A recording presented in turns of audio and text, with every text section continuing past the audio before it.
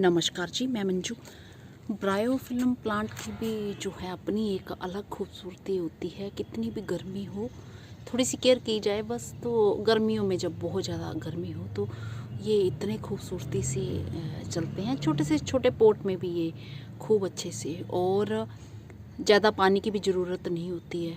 तो कुछ एक दिनों के बाद आप थोड़ा सा पानी डाल दो तो ये देखिए कितना खूबसूरत है।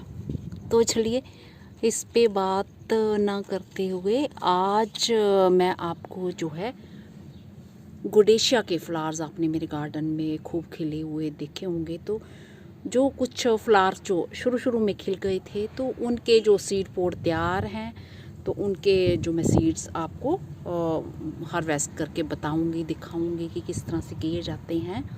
तो इस पे अगर वीडियो चाहते हैं ये ब्रायोफिल्म प्लांट पे, तो इस पे मैं फिर बाद में किसी दिन बना दूंगी वीडियो। तो ये देखिए कितनी खूबसूरती से ये चल रहा है, बहुत ही सुंदर। इतनी तेज़ गर्मी में हरा भरा बहुत अच्छा लग रहा है।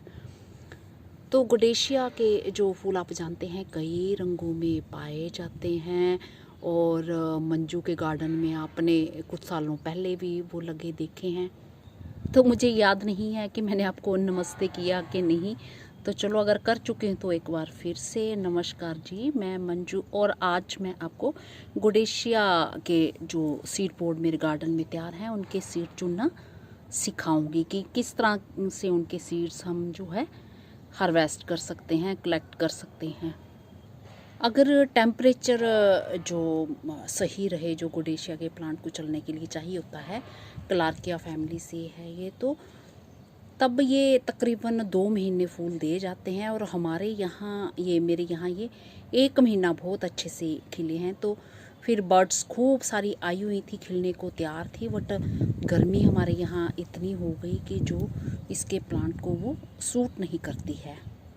फिर भी चलिए, जो सीड पोड मेरे तैयार हैं तो मैं उनको ऐसे जाया नहीं जाने दूंगी। तो उनमें से कुछ एक सीड्स तो मैं कलेक्ट कर ही लेती हूँ।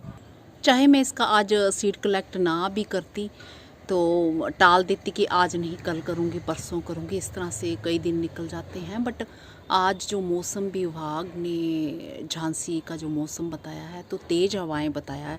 तो तेज़ हवाएं होती हैं जब हमारे सीड जो किसी भी चीज़ के हों वो ड्राई हो चुके हों, तो बहुत नुकसान होता है। कई बार तो बहुत जो हल्के वाले सीड्स होते हैं ना वो उड़ जाते हैं, फिर हमें मिलते भी नहीं हैं। तो इस तरह से मेरे गार्डन में आपने खूबसूरत निमेशिया भी लगे देखे होंगे। और एक बारी वो वैसे ही मैं सोच रही थी कि आज चुनूँगी, कल चुनूँगी, और कुछ दिन ऊपर हो गए और अचानक इतना तूफ़ान आया रात को कि निमेशिया के जो सारे वो सीड्स जो हैं वो उड़ चुके थे। तो मेरे हाथ फिर वो लगे ही नहीं।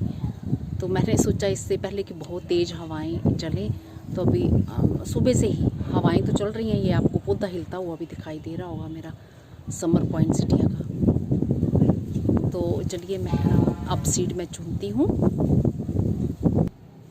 तो इस तरह से मैंने ये कुछ एक सीड्स चुने हैं जो मुझे हेल्दी लगे, जो पहले फूल खिले थे। तो ये जैसे सीड पोड हैं इसके हेल्दी वाले, तो ये हैं। और इसके अंदर जो है इस तरह से ये सीड पोड होता है। तो इसके अंदर ब्राउन जैसे कलर के, जब मैंने ग्रो किए हैं तो मैंने आपको दिखाए ही हैं वो, तो ब्राउन जैसे कलर की हवा चल रही है। मुझे लग रहा एक तो वैसे ही कम निकले हैं, तो ऐसा ना हो कि हमारे वो सीड्स उड़ ही जाएं। तो बस इसको तोड़ लेने हैं अंदर, या फिर आपने साबुत इनको ऐसे भी स्टोर कर सकते हैं सुखा के। थोड़ा ये गिल्ला हिस्सा है इसका, तो मैं अभी सूखने दूंगी। ये इस तरह से ये देखिए ये। तो इस बारी मुझे थोड़ी खुशी हुई कि थोड़ा पहले लगे थे जो फूल, तो ये इस तरह से ये सीड्स हैं इसके, बिल्कुल साफ दिख रहे होंगे और हेल्दी वाले।